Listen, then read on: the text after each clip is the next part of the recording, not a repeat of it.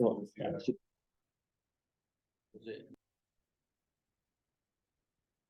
everyone. Welcome to this meeting of the Commonwealth Disabled People's Forum. And we've got a good lineup of speakers looking at how we work together, governments and DPOs, to implement different parts of the convention. I should just say for a minute that for many people, the Commonwealth Disabled People's Forum may be a new overarching international DPO, OPD on the scene, but we've been around since 2008, but we restarted ourselves at the last COSP before COVID kicked in 2019. And many of the people who are speaking here were with us then when we refounded the Commonwealth Disabled People's Forum. Then we had 27 countries. We're now up to 50 countries. And in fact, I've just had a discussion with Togo this morning, which will make us 51 umbrella organisations out of the 56. The Commonwealth countries. People might think, well, what's the Commonwealth got to do with disability? Well, we're 1/3 of the world's population. It's unique as a world regional, but not spatial, but a regional network of DPOs from countries such as Australia, New Zealand, Canada, the UK, through the largest population country, India, Pakistan, Bangladesh, Sri Lanka, to many, many small island countries, both in the Pacific and the Caribbean. And so a particular issue we have is global warming is one of our issues that we take up very seriously, both in the Commonwealth, but in the Commonwealth Disabled People's Forum. I'll say a little bit more about it as we go through the meeting. We had a meeting both last year online here and then at the Global Summit, which was in February. And we held a meeting following a survey and one of the things that came out from about half of our members who answered the survey was that there was no consistency in funding for them, and therefore it was very, very difficult for them to actually be representative organisations as they're required to be under 4.3 and Article 33 of the Convention. So if there's no funding, how does a DPO actually reach the 450 million disabled people that actually live in the Commonwealth? So this is a big issue, and one of the reasons we wanted to focus in on this was how well are we managing to collaborate when, apart from a few notable exceptions such as Guyana and a few other small island countries, the funding level is very, very poor. Sri Lanka, I think, would be an example of that, but also India's, South Africa. There are many of our countries, Nigeria, that don't really have the money to actually fulfill the function of reaching the whole variety of disabled people. Just to run a meeting like this that is fairly accessible, and I apologise that the captioner is late. So we have got sign language, but we haven't got captioning as yet. She will be here in about 20 minutes, and that's a big mistake, and we apologise for that. But all of those things cost money if you're going to consult. So it isn't just having a simple meeting. And if we take the theme that's been coming through this conference of easy read and getting all of that, that's very expensive to get that set up. So one of the things we argue with governments all around the Commonwealth is they need to put their hand in their pocket, not a lot, but 0.1% of their budget allocated to DPOs so they can actually carry out this function, and that should be part of their core funding. They shouldn't have to bid for it every year. Yes, they can bid for projects, but in order to function, they should actually be substantiated. So that's enough from me to start us off. We're very lucky to have a minister from Barbados, and I thank Barbados for putting their hand in their pocket, as I was just asking people to do, and actually have helped to fund this meeting. So thank you very much for that. And I think it's only right that, therefore, the Minister of People Empowerment and Elder Affairs, the Honourable Kirk Humphrey, should have the first word. So thank you. Over to you, Minister. Good afternoon to everyone in the room. Thank you very much, Richard. It is a pleasure to be here, and I think it is a pleasure to have learning that I've actually been receiving over the last few days. Now, I've been told that I only have 6 minutes, so I don't have enough time to get into a lot of background information. But I want to begin really and truly by just saying thank you. And also I think for apologizing in many ways as a representative of a government whose intention normally is to do well, and recognizing that this has resulted in somewhat of a distorted development where the full development of the country has not reached many persons with disabilities. And so in my very brief intervention, I've desired this morning to call it the good, the bad, and the ugly. And to explain the things I think that we've done well and maybe the things that we haven't done so well. So in relation to the things that I think are the good, the reality is that in Barbados we have, I think, and Kerry speaks after me, and I hope she approves, but we have a very good working relationship with most of the institutions that are DPO. We spend a lot of time with them. We've been working with them. And I think we have a good enough relationship to be able to build on. It has been cordial, I think, even if not as productive as it ought to be. And a lot of the failings, I would admit, has been on the part of the government. We accepted the theme, the idea that nothing about us without us, and that has continued to drive the way we do most of our business. And I would say that there's been varying intensity of that relationship, you know, that idea of participation. There's been points where it's been very involved, and at other points where it was not as involved as I would like. But in the recent past, Barbados set up a national advisory committee to basically advise the government on a way forward. And I should say that committee was constituted only of persons who had disabilities or family members of persons with disabilities. And as a result of that, we were in receipt of a report, and now we have draft policy and draft legislation to protect the rights of persons with disabilities, driven by persons with disabilities. And the cabinet has approved that policy paper, and very soon we'll be working on the legislation as well. I think another positive is the shift from the medical intervention to a more social and human rights intervention and consideration for other things beyond medical for persons with disabilities. And I thank the international community and the local community for their support in a lot of this work. But what I think I would want to discuss more so are the things that have been the bad, the things that we haven't done as well. And what are some of those barriers? Clearly, as you said, Richard, there is a case for more resources. There have been limited resources made available to a lot of these organizations. We in Barbados, I think in the last year, we increased our contribution by 40%, but even then I think it is still not enough. But I also am cognizant of the fact that small island developing states like Barbados oftentimes do not have enough resources anyway. And in the climate environment, it is difficult to give those resources. That is also made worse by the fact that there's limited knowledge in a lot of these things. And so lack of resources and limited knowledge would mean that the resources are then sent in other areas as well. And clearly, because the issues of accessibility, we have a report that lists a whole set of problems. I mean, when you read this report, it says to me that despite the fact that Barbados has achieved significant things, I mean, we're high on the Human Development Index, we've done well in all regards. But when I look at the report in relation to persons with disabilities, it reads like a horror story. And it means that there's a lot of work for us to do. And therefore, we will use that report to be able to make serious decisions. But lastly, I think, because I'm watching my time, in relation to what I call the ugly. And because I've done this work for so long, even before being a member of parliament, I've also considered that, you know, there is different ideas among groups must contend.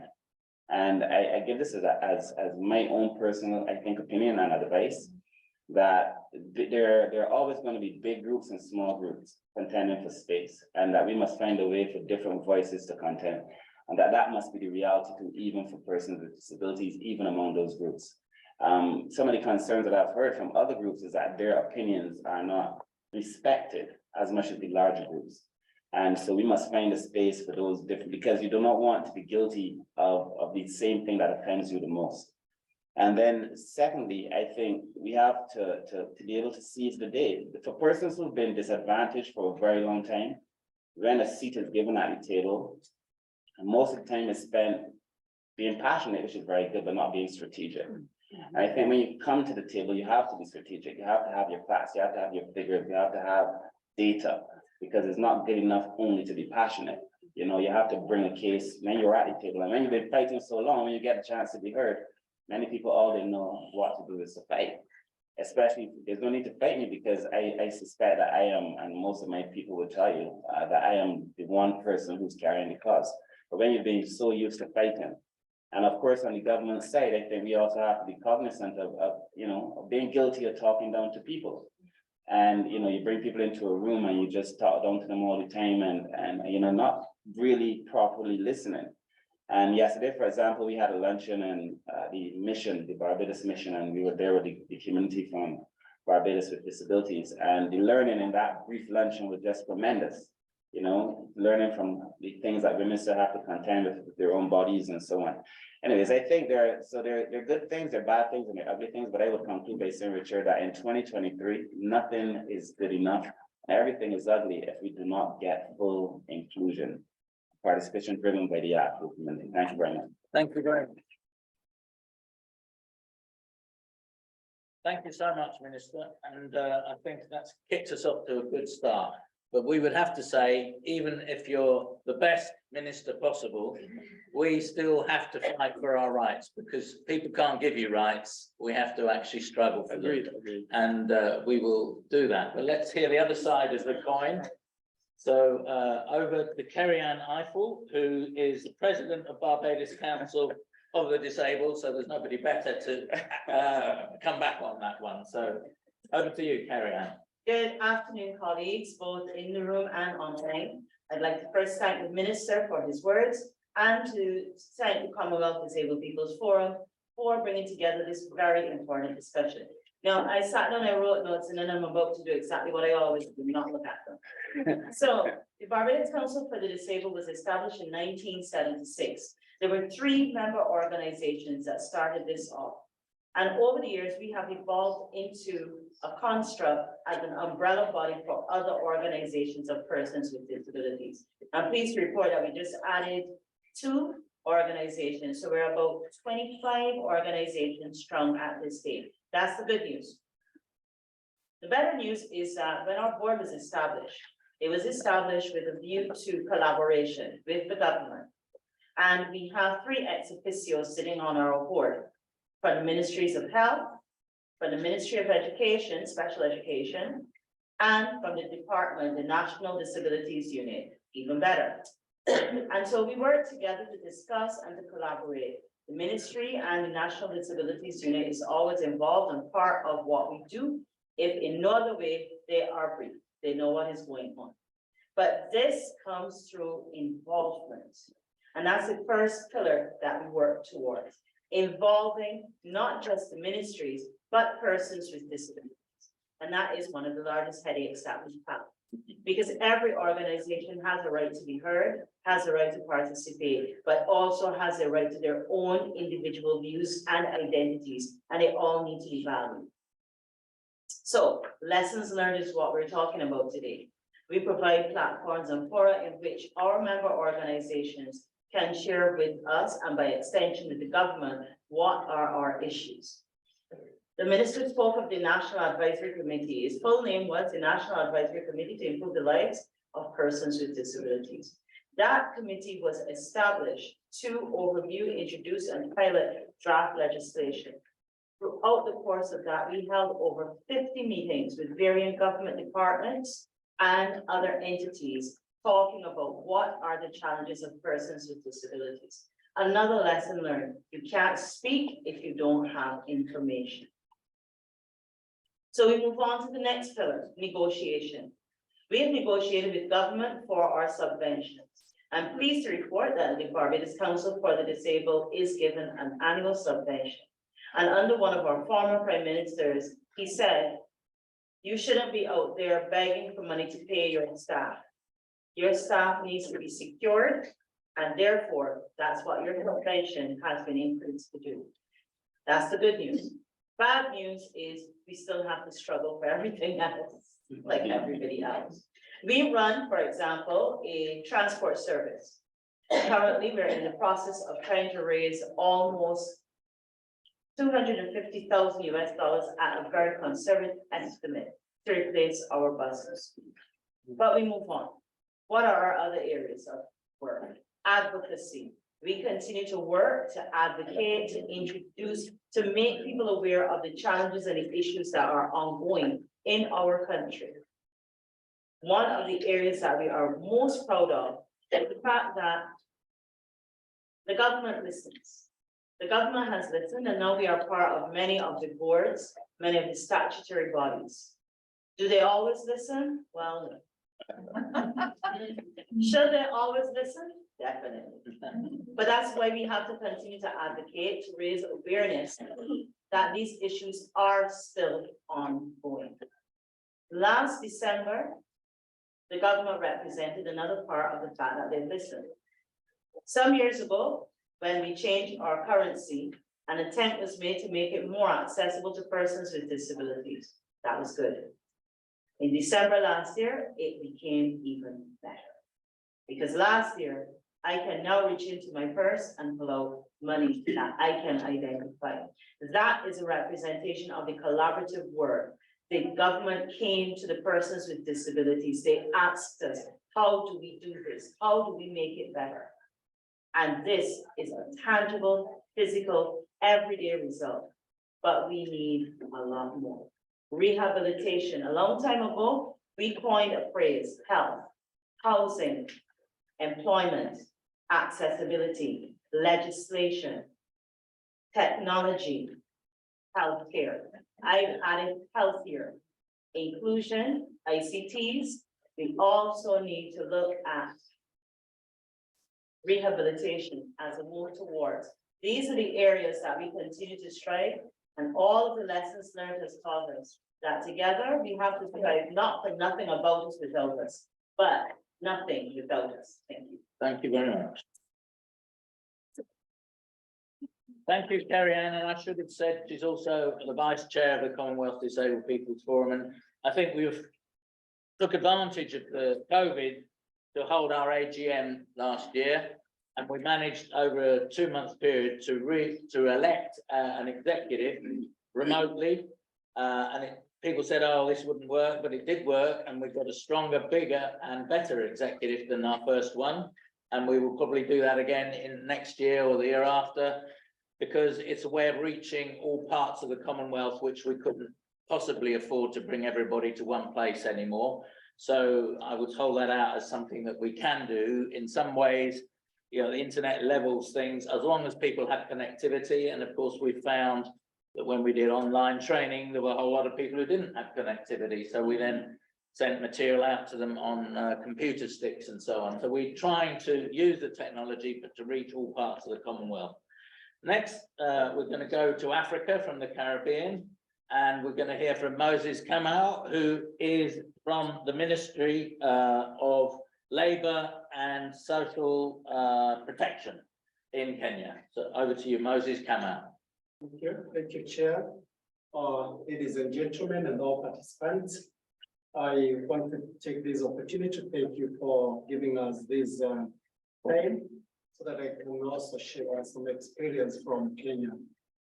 First, I want to say that our public participation is entrenched in our constitution for all, including persons with disability.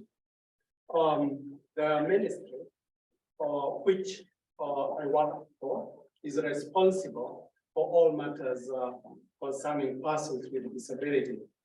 And we have officers at all levels of governance. And one of the key issues that we do is to keep a record of all organizations of persons with disabilities at the grassroots. And whenever there is a project or a program to be implemented, we are able to mobilize persons with disabilities through these representatives of organizations at the grassroots. Because this is key. Organizations of persons with disabilities are key for us to be able to reach even those that are farthest left behind. And we involve the representatives in targeting. Whenever we have programs like the cash transfer, they play a key role. Any intervention, registration of persons with disabilities, they play a key role. And I must say that we have one vibrant umbrella organization called the United Disabled Persons of Kenya, which coordinates all the organizations throughout the country to make sure that they're able to enhance inclusion and ensure that the rights of persons with disabilities are safeguarded throughout the country. We involve these organizations of persons with disabilities in developing all our registrations and policies, especially those that are regarding persons with disabilities, and we work closely. We have an intergovernmental, an organization that we call IACC, which is a coordination committee, interagency coordination committee that coordinates all work relating to persons with disabilities throughout the country. And this organization is made up of government representatives and organizations of persons with disabilities. Moving forward, we are there to ensure that more funding is given to these organizations, because currently the organizations of persons with disabilities are not directly funded by the government. This is an issue that we are keen on, that to ensure that moving forward, we can be able to avail some funds, especially to build the capacity of the leadership of these organizations, so that they're able to coordinate their work in a better manner, so that they're able to train their leaders in a better manner, and they're able to keep the correct administrative data for persons with disabilities. So that is one of the challenges, and we are committed to ensure that inclusion of persons with disabilities in all spheres of development, socio-economic, is enhanced in our country. So thank you so much for that time. Thank you very much, Moses, and thank you for being succinct.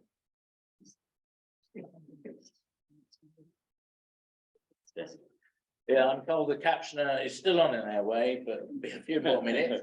But thank you, Moses, for sticking to your brief. And it's now to give a slightly different perspective from Kenya. Our chair, Sarah Kamau, same name but not related directly, is also from the organization that you mentioned, United Disabled Persons of Kenya, and she's also our chair of the whole Commonwealth Disabled People's Forum. So over to you, Sarah. Thank you, Richard. Good afternoon, ladies and gentlemen in the room. My name is Sarah Kamau. As Richard has introduced me, I am the chair for the Commonwealth Disabled People Forum, which he, as this general secretary, also drives from day to day. I would like also to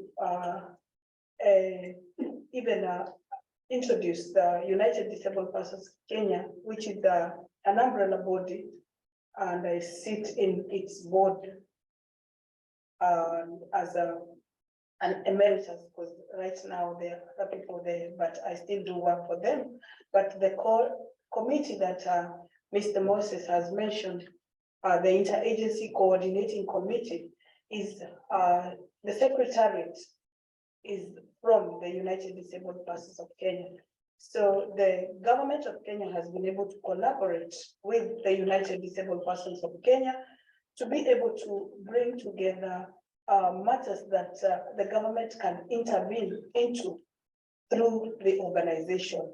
So some of the engagements that the United Disabled Persons of Kenya have had include policy regulation, and this touch on both education, some on health, even on political issues. This committee has been able to steer some of those policies to make sure that inclusion of persons with disabilities is achieved. We also have worked on policies with the government on health, and this include the regulations on how persons with disabilities are supposed to be registered and given cards to become members and to be recognized as persons with disabilities in order for them to enjoy the services and the get provision of what the government offers because of the registration. And the United Disabled Persons of Kenya also works with the Human Rights Commission on Human Rights. And with them, then with the Human Rights Commission, then the organization is able to look at disability as a human rights issue, so that issues of persons with disabilities are also looked into as human rights and not just from the medical perspective.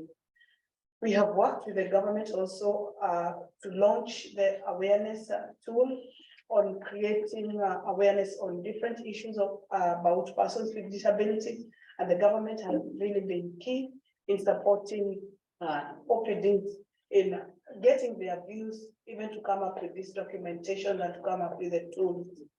On the political sphere, then we also, as the United Disabled Persons of Kenya, have a Disability Inclusion Coordinating Committee, which was put together to help the government to come up with the rights of including persons with disabilities to participate fully in the political sphere. And that has really helped to be able to talk to the government and let them know exactly what is required to ensure that the political process and the electioneering process as a whole is inclusive and ensures that persons with disabilities are able to vote and enjoy their freedoms on an equal basis with other voters. And then we have also on issues of data, disability data, worked together with the National Bureau of Statistics, which is the one charged with the collecting data in the country. And they, during the census of 2019, the Washington group of questions were used to be able to bring out the persons with disabilities numbers. And these questions, the trainings that were carried around understanding these questions, measured mainly on organizations of disabled people, and they were able to bring out the issues, although the numbers went down because of the interpretation, but those are some of the collaboration that we have. And the Bureau of Statistics has promised to do a survey, a different survey now, to bring out the data, to bring out the issues that were not able to come out from the census. So I think the government has partnered with the organizations of persons with disability, and they have tried to bring us on board. But like my predecessor said, there is need for the funding for organizations of disabled people to be funded by government at some point, to be able to operationalize their organizations fully, so that they can be able to work and not be left behind as far as funding is concerned. And I thank you for that. Thank you. Thank you. I should say that as the Commonwealth Disabled People's Forum, we've been promoting the Washington group questions. We think the results are very clear, that we've gone in the countries that have used them and supplemented with household surveys as well as censuses, that the number of disabled people in the country has gone up from 1 or 2 or 3% to 15, 16 or 17%, and in some places 20, 25% if you count the whole range, the lower levels of impairment.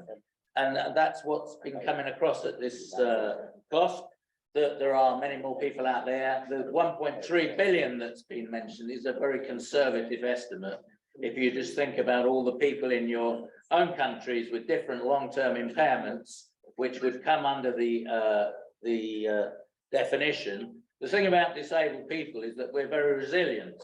And so an awful lot of us say, well, it doesn't matter, I can manage with that.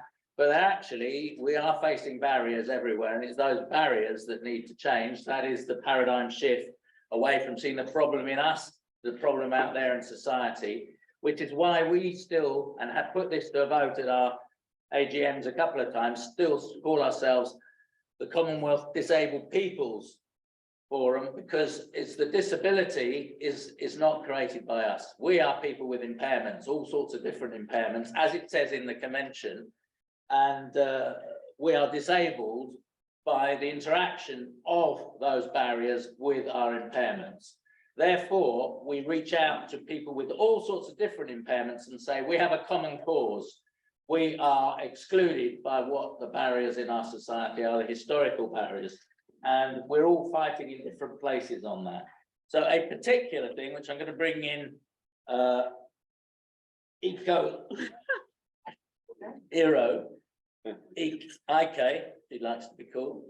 She is the chief executive of Albinism Africa, and they have had particular experience, a good experience in working in Kenya, so it fits in with what you've been saying.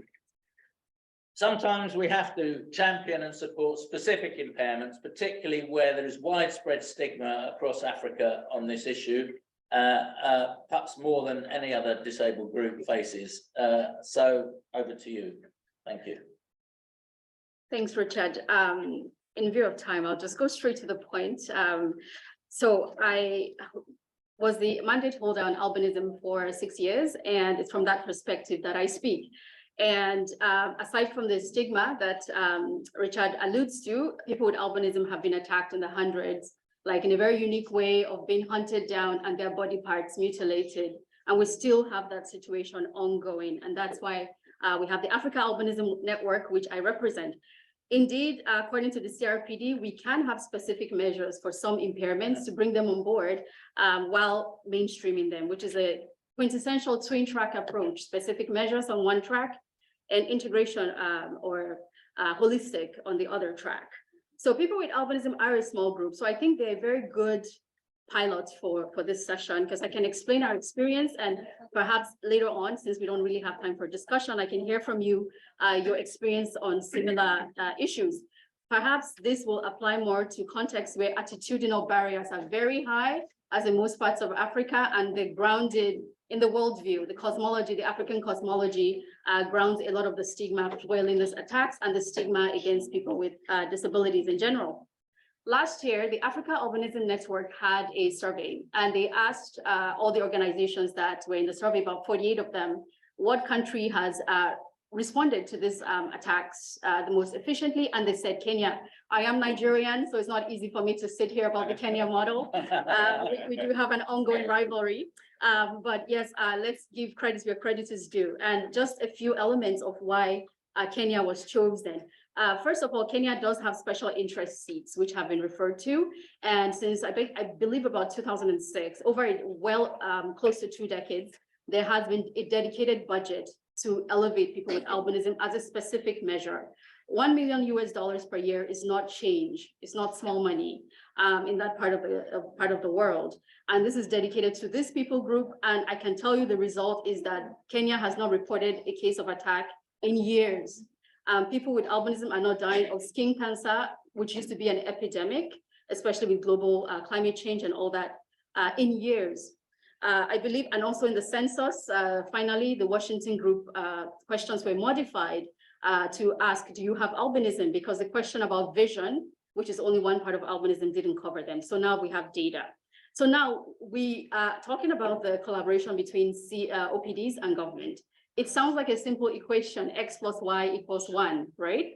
However, I want to propose that from this experiment we've had in the last few years, and from the survey, from speaking to the key partners and parties, it's actually X plus Y, in bracket, Y squared equals 1. And I will explain why. X is government, plus Y, civil society, plus Y squared is strategic visionaries within the CSO, who are totally hybridized. They can work in political spaces, but they can also work in CSO spaces. These people are part of CSOs, but we have to learn to identify them, nurture them into servant leadership, and build on their skills. They need to be strategic. They can't just ride on their passions and on their narrative. These people have the ability to identify people who are supplement or complementary to their skills. They have, their ego is dead, so they're servant leaders. They don't lead by their ego. They're able to pursue, codify, they're able to codify laws and policies. They're able to simplify the laws and policies to educate people who don't understand them, including government who often don't understand them. They're able to amplify.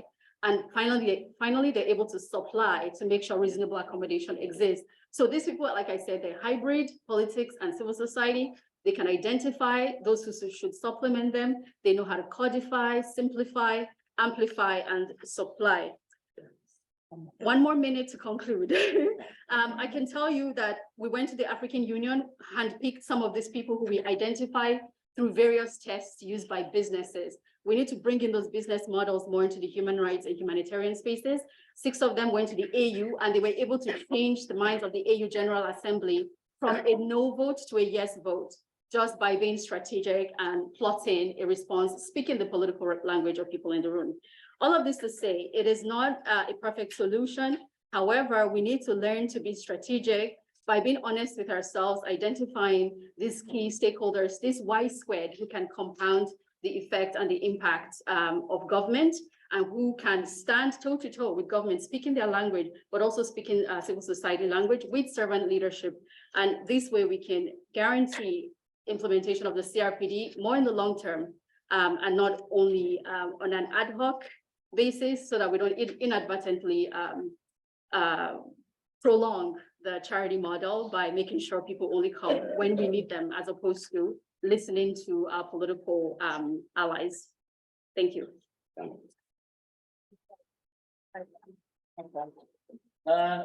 You might have noticed the captain has just arrived, so if everybody could just sit tight for up to 2 minutes while we actually get that online. We need to stop for a moment. Please don't leave. We've still got nearly 40 minutes for our discussion. We've still got another speaker to come in, and I want to say something about the UK, but we'll just talk to your neighbour and think about what the issues are that have been raised for you so far. Okay?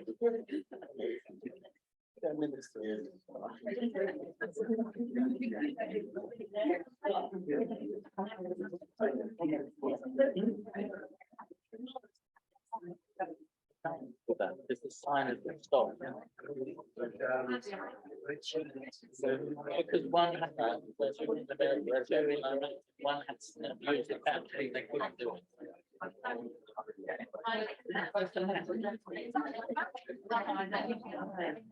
Richard should have given me the time. I was like, Yeah, but I'll bring you back in. that's okay. See. I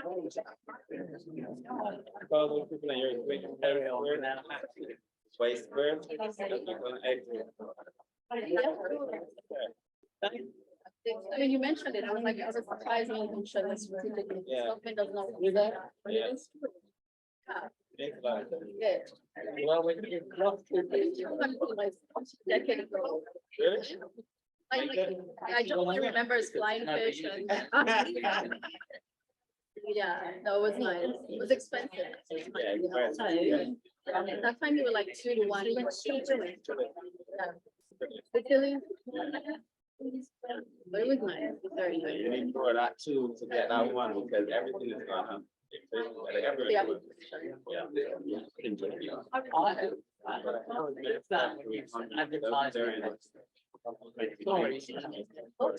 Under Kenya has so you've shifted portfolios.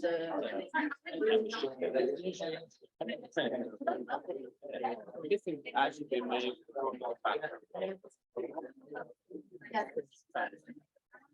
So yeah.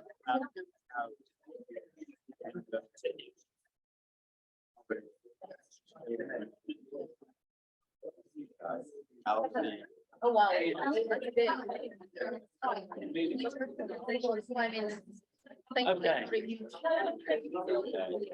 Yes, many properties, and because it's small, everybody knows everybody. So, You can't have it. no, you can't have it. Calls. Wow. So. You're from Nigeria. Yeah. How long you been here? Well, actually, I live in Vancouver.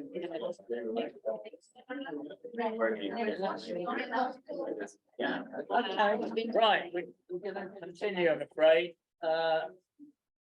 We'll have the access as soon as it comes on, but we're going to continue now because otherwise we're losing too many of our precious audience members. So I'm going to bring in Rosanjali from Joint organisation Disability Front Sri Lanka, who's also on our executive board. So over to you, Rosanjali. Thank you. Good afternoon, ladies and gentlemen. Thank you for the opportunity. I'm Rosanjali, Secretary General of Disability Organization Joint Front in Sri Lanka. We call DOJ, which is the umbrella organization of persons with disabilities, established in 2001. Our main objective is protection and promotion rights of persons with disabilities in Sri Lanka. We as a country signed the UNCRPD in 2007 and ratified in 2016. As a leader of persons with disabilities in Sri Lanka, I would like to share some of our challenges in implementing UNCRPD in Sri Lanka. In Sri Lanka, persons with disabilities are facing numerous challenges that hinder their full inclusion and participation in our society. Many individuals with disabilities continue to face discrimination, stigma, and limited access to basic services and opportunities. The disability prevalence rate in Sri Lanka is 8.7%, and approximately 1.6 million PWDs living in Sri Lanka, according to the census in 2012.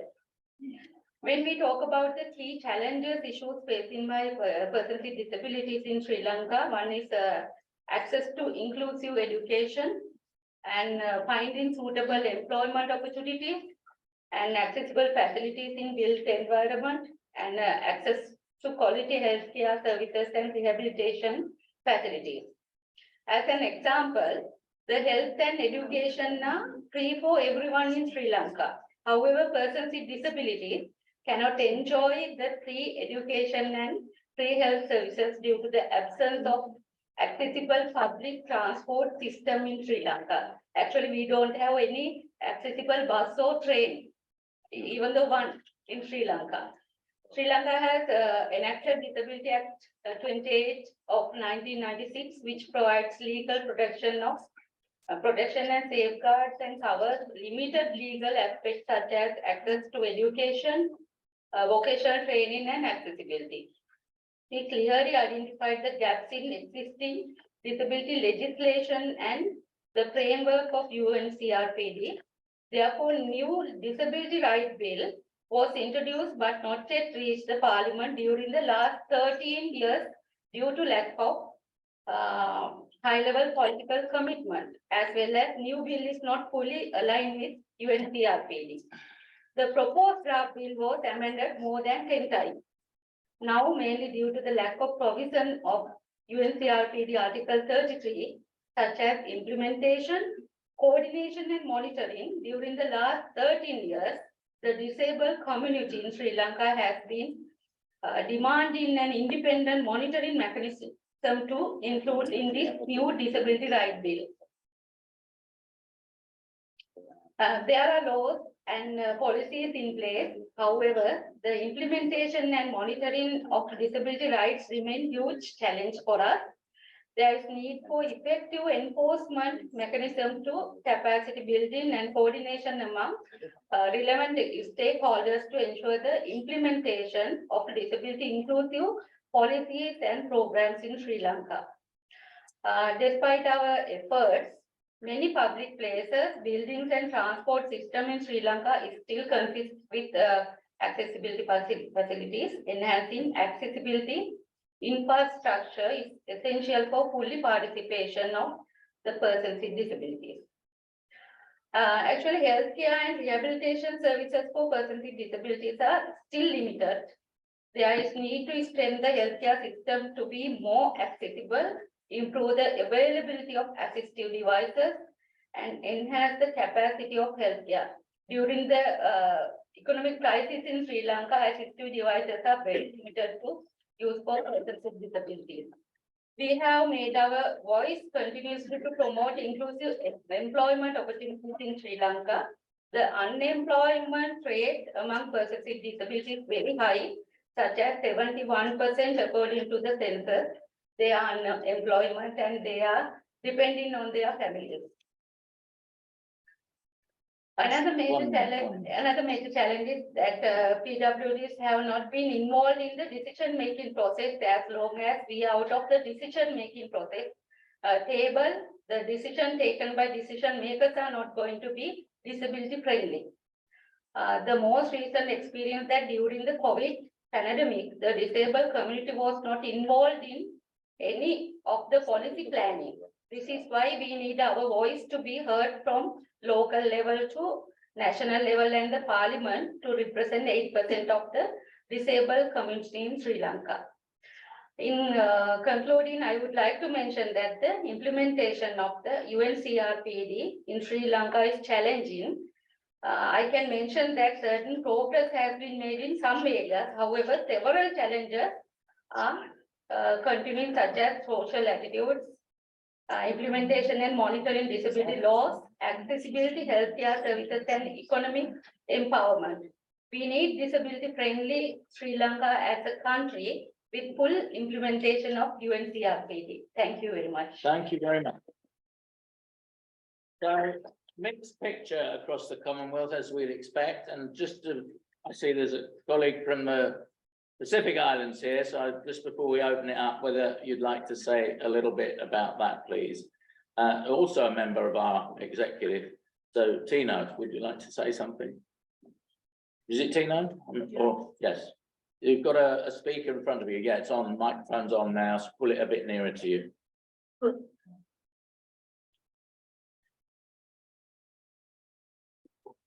Well, Distinguished delegates, ladies and gentlemen, thank you for the opportunity to speak on behalf of the Pacific, through the Pacific Disability Forum.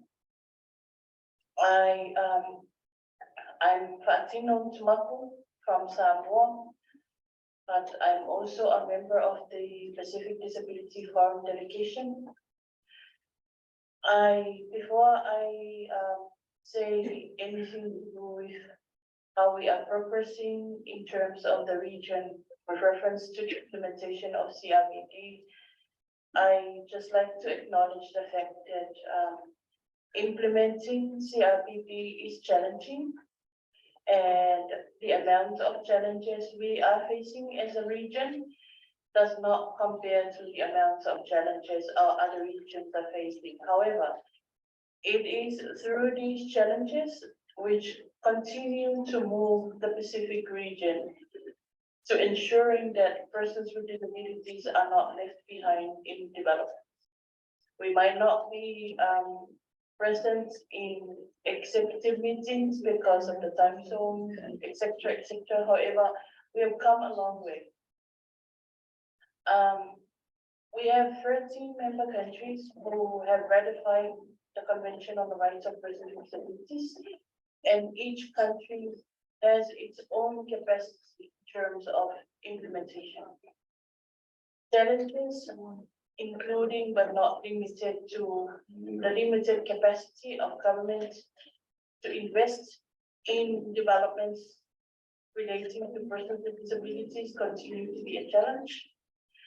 The limited access to essential resources, for instance, SRHR services and other general health services, continue to be disabilities. This is witnessed in a study that was done with support of UNFPA and Women Enabled, as well as the Pacific Disability Forum, targeting 3 countries, including Samoa, which states that persons with disability, women and girls with disabilities, for instance, do not access essential health services. And there is a continual denial of health professionals of their ignorance of the needs of women and girls with disabilities. We also witnessed that in the roundtable discussion that we just came from. yes.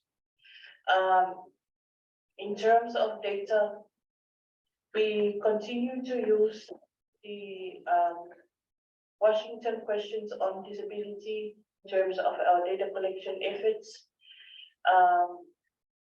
We Some of our countries are using this as part of their efforts to determine the eligibility criteria for social protection.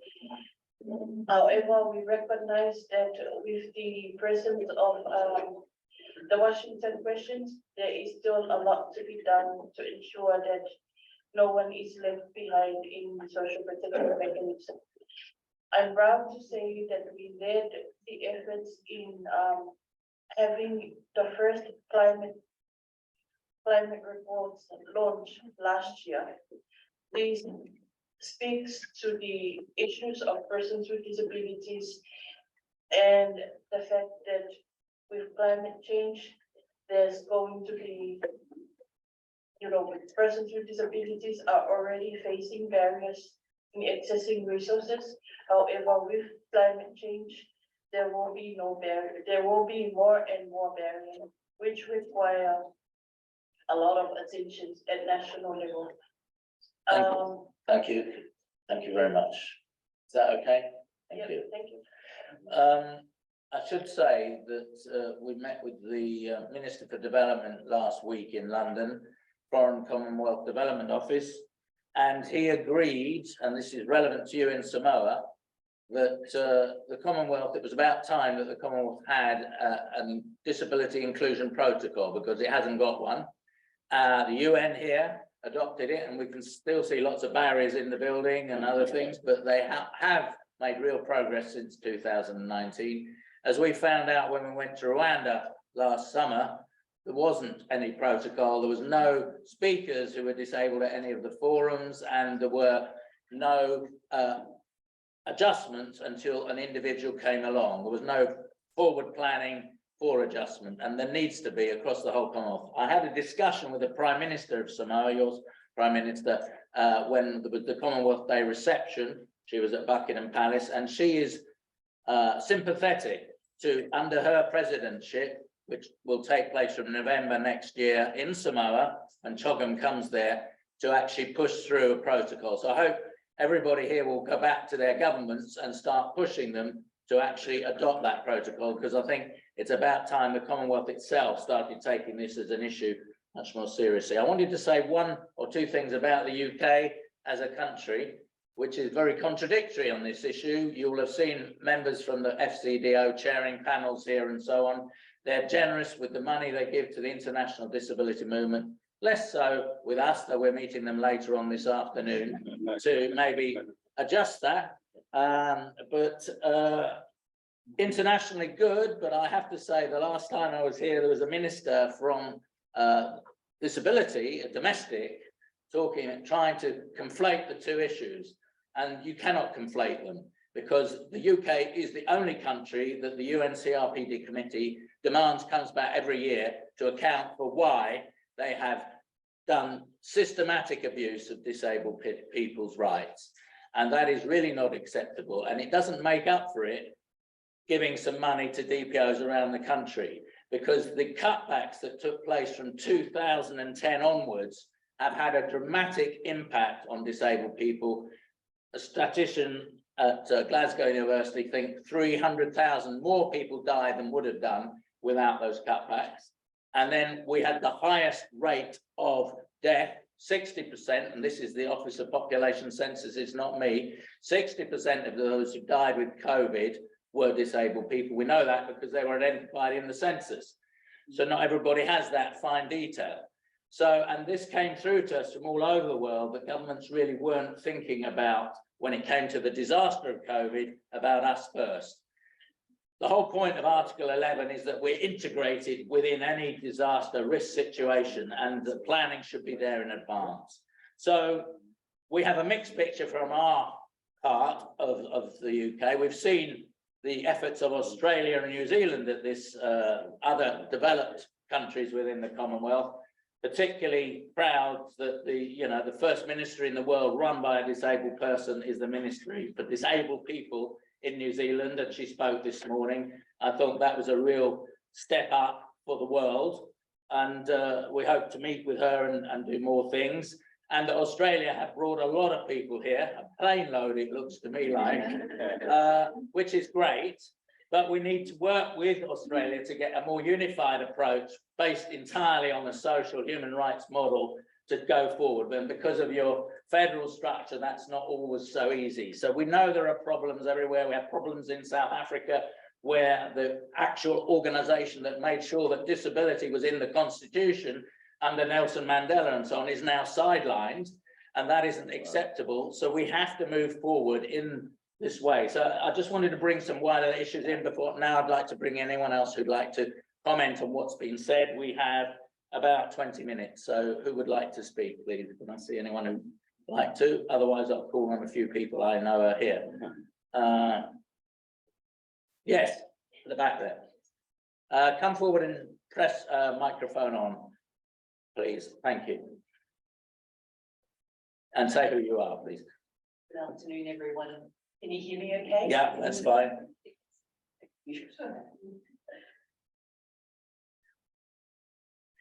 My name is Sky Moore. I'm the Chief Executive Officer at Children and Young People with Disability Australia. So I was on that plane that Richard was going to. I feel very fortunate because Children and Young People with Disability Australia does receive support from our federal government, and therefore we are able to provide a platform for children and young people with disability to engage with their human rights through engaging with our governments and engaging with one another to build capacity between and within young people. I would love to hear from the panelists today about whether, I'd love to hear about what these countries are doing to help support the capacity building of children and young people from around the world. So yeah, that would be great. Okay, I'll take several and then come back to the panel, because I think if you come back and forward, it stops everybody getting a look at it. No? No? Yeah, I thought you wanted to speak. You do electoral stuff in Sri Lanka, yes? Oh, well, give us a little snapshot of how you think it is there. Yes, thank you. Thanks for your opportunities. I'm Kumar in Sri Lanka.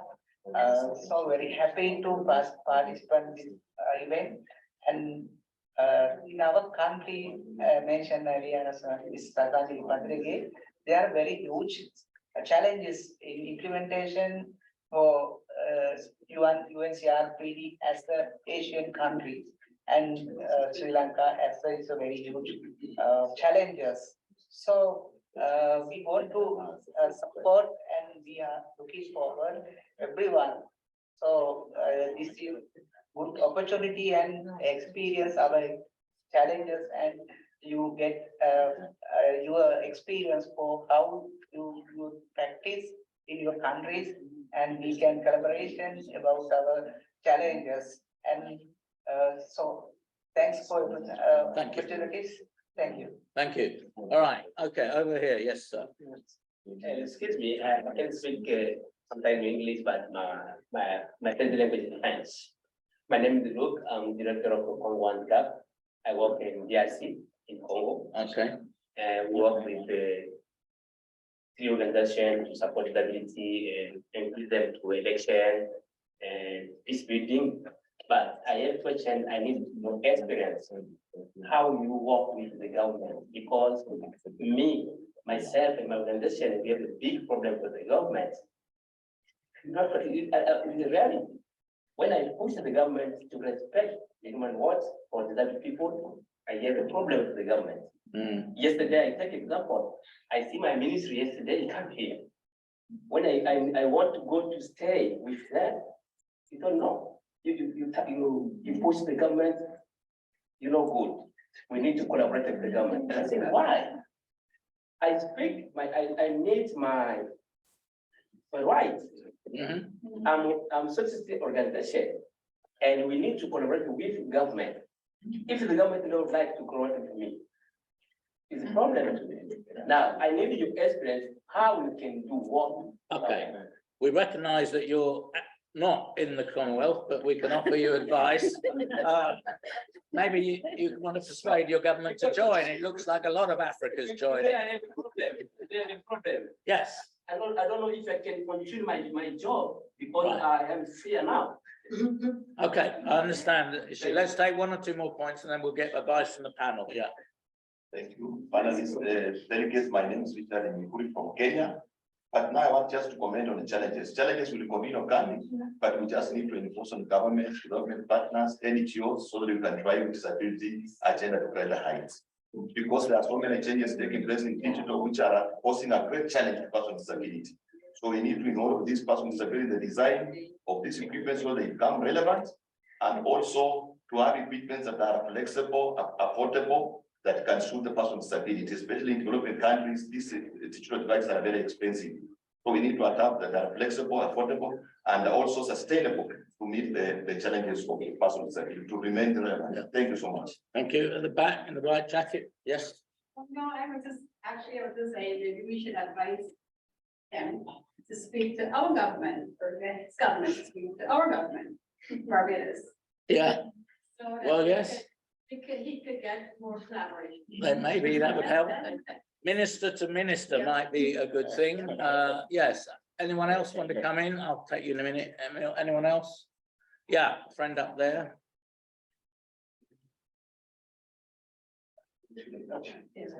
Yeah, you're on, but you need to pull it a bit closer, I think. Thank you very much. My name is Joseph Dinamuta. I'm from Namibia. Yeah, I just want to update or to add what we discussed here. Our Namibian government is giving people with disability social development, and the challenge that we had is now it was employment opportunity, but now because we have the National Disability Council Act, we have our deputy minister of disability, and all the challenges that we could facing the government with the tools and mechanisms to go through. The government of the Republic of Namibia, we are doing better or very good when it comes to disability. I only wanted to find out the Kenyan gentleman from the Kenya, you highlighted about albinism. I only wanted to find out how do you deal with albinism, which when it comes to employment opportunity. Because for us it was a very big challenge, but now we iron it out. I thank you very much. How do you deal with that? I wouldn't. Okay, I'm gonna go, I'll take anyone else who wants to speak, and we'll go around the panel. They get 1 or 2 minutes to answer things. Yes, Rose, I think, and then Emil, and then I haven't seen anyone else, so we'll take you two. Thank you so much, dear Richard. Say who you are and where you're from, please. Yes, I'm Rosanjali. I'm from Rwanda. I just wanted to advise my fellow from Congo that wherever we work without the government, you can't reach anywhere. So I would rather suggest, I'm just giving him an example of how we used to work. We used to have evening sessions with some of the government officials to highlight our issues, and we discuss more about them.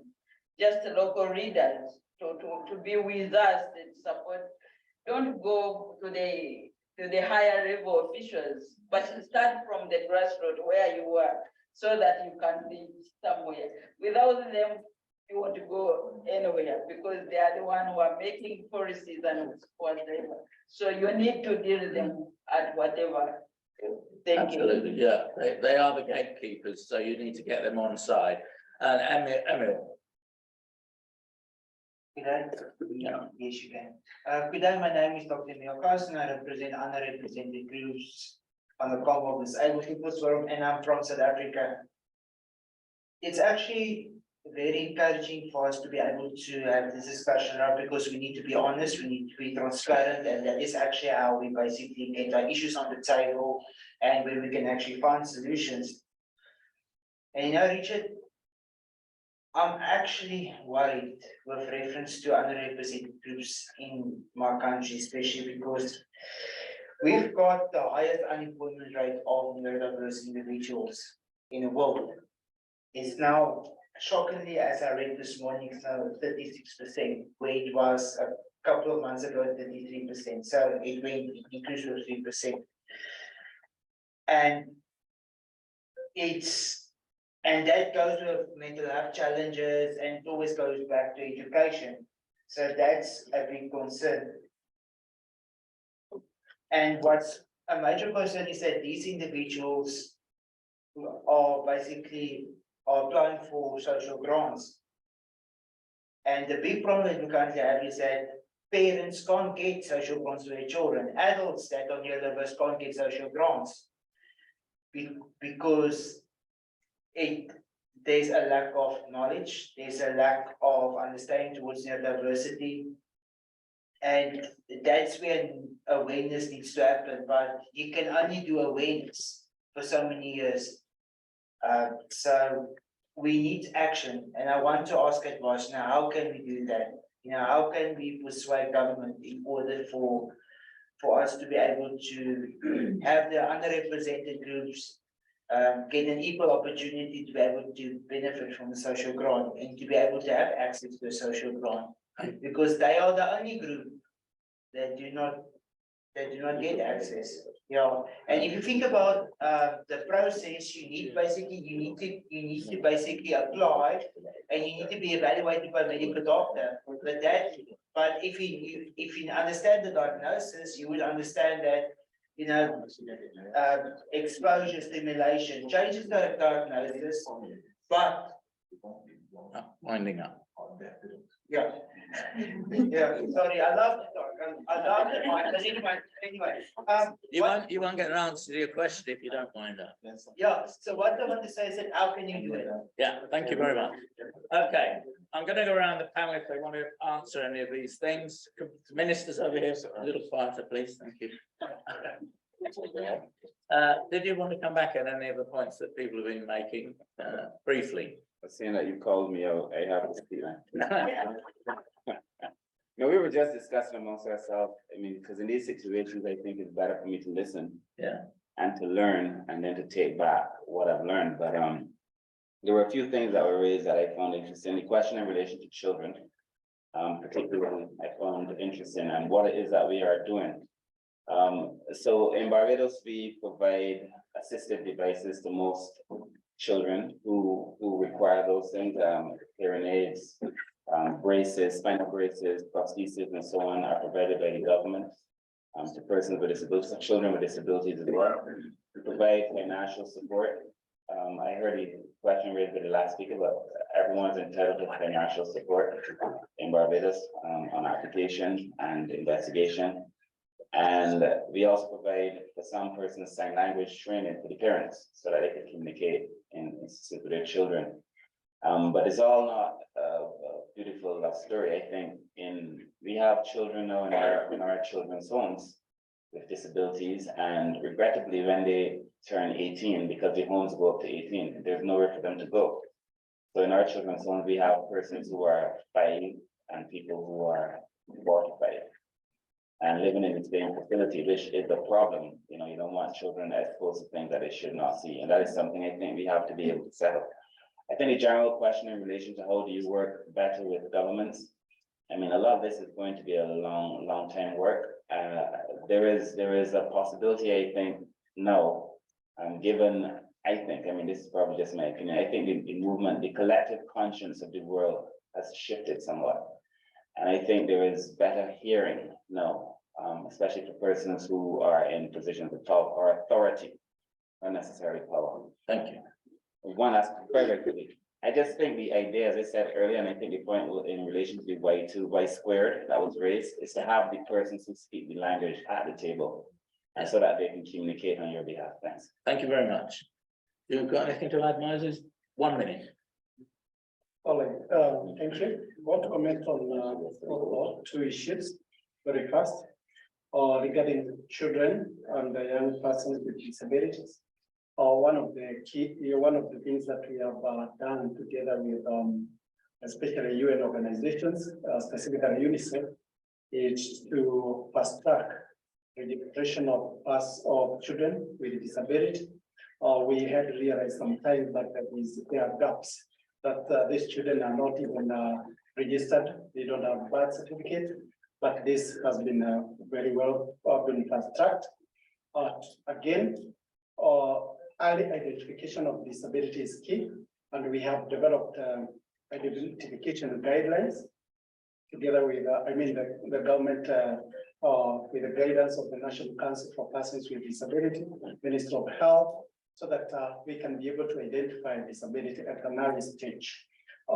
There's also a deliberate effort to ensure that children with disability are funded adequately to go through the school system or through the capitation system, which is higher than for the other children. On albinism, I think Madam has said clearly that we have clear data on persons with albinism in our country. It's known.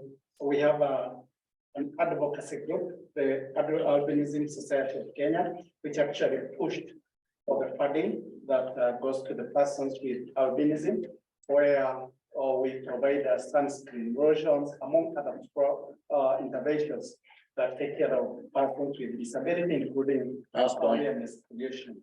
Yeah, thank you. Thank you. Okay, 1 minute. Thanks, Richard.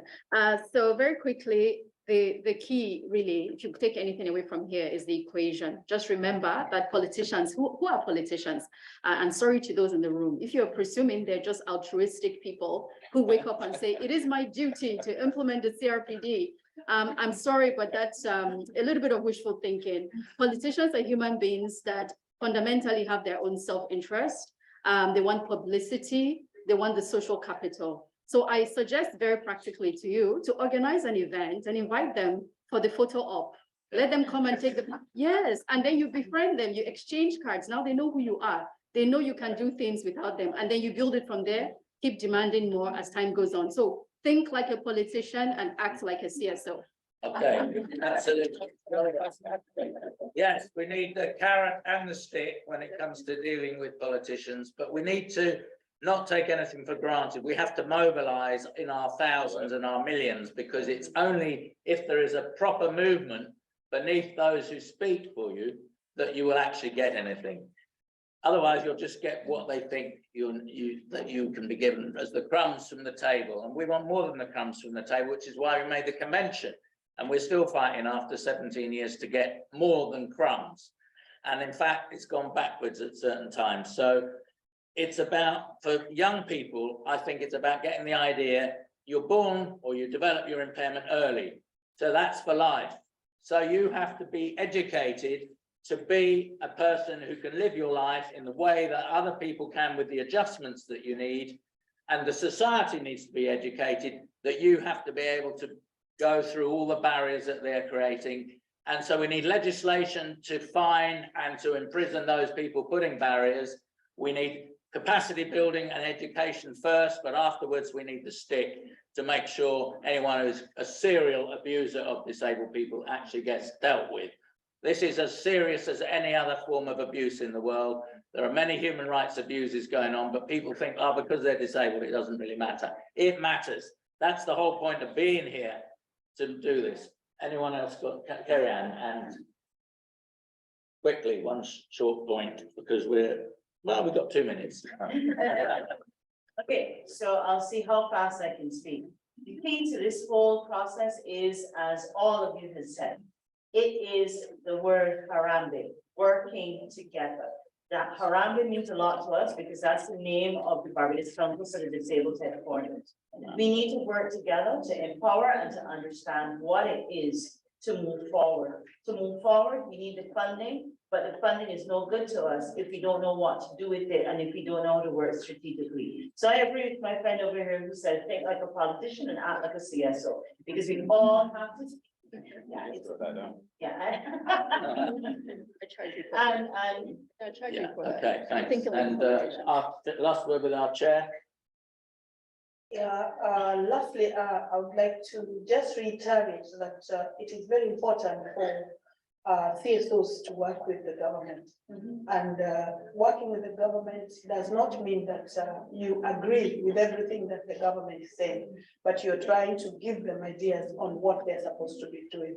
And it should not be on conflictual basis, but you need to talk to each other in a language that you can amicably agree on. So for us to move forward, we have to find ways of bringing the government on board so that they can be able to support us and give us the funding that we need. And on children with disabilities, I think also in Kenya, there is the early educational assessments that are done for children who have disabilities to be placed in the right educational institutions because of the different needs that they have. And the caregivers, the people who take care of these children, are also considered because they are mostly mothers of these children who have to do other duties and still be able to take care of the children. So I think that collaboration is very important, and support for all the systems, the support systems for persons with disabilities is key. Thank you so much. And thank you. And I'd like to thank everyone for coming. Obviously, we could go on all afternoon. We're only scratching the surface, but within our collective knowledge, you need to know that there are people with every form and degree of impairment and every type of impairment who have achieved. We can learn from each other. We must, and we want the allies to support us. It has to be led by disabled people, this struggle, but we welcome all allies as supporters in that struggle. If you are a DPO in the Commonwealth and you haven't joined up as an associate or a full one, please do. It's on our website. I'd like to thank everyone for coming. Thank the captioner, despite coming late, the signers who were frustrated by not having the captions, but we did our best. So thank you very much. Thank you. Thanks, Richard. Sorry.